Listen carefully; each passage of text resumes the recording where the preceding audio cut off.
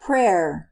O great Mother of God, and my Mother Mary, it is true that I am unworthy to pronounce thy name, but thou who lovest me and dost desire my salvation, thou must obtain for me, that, unclean as may be my tongue, I may yet always invoke thy most holy and most powerful name.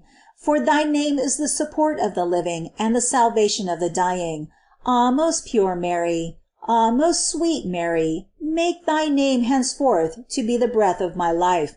O Lady, do not delay coming to my help when I call upon thee, since in all the temptations which may assail me, in all the necessities I may suffer, I shall never cease calling upon thee, always repeating Mary, Mary. Thus I hope to do in life, thus especially I hope to do in death, that I may afterwards come to praise eternally in heaven thy beloved name. O Clemens, O Pia, O Dulcis Virgo Maria! Ah, Mary, Mary most amiable, what comfort, what sweetness, what confidence, what tenderness does my soul feel only in pronouncing thy name, only in thinking of thee!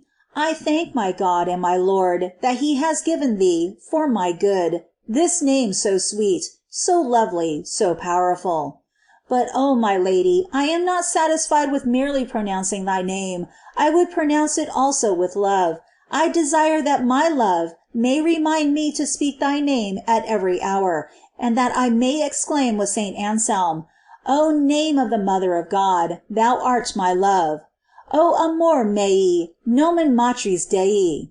O my dear Mother Mary, O my beloved Jesus, may your most sweet names always live in my own and in all hearts. May I forget all other names, that I may remember and always invoke none but your adored names.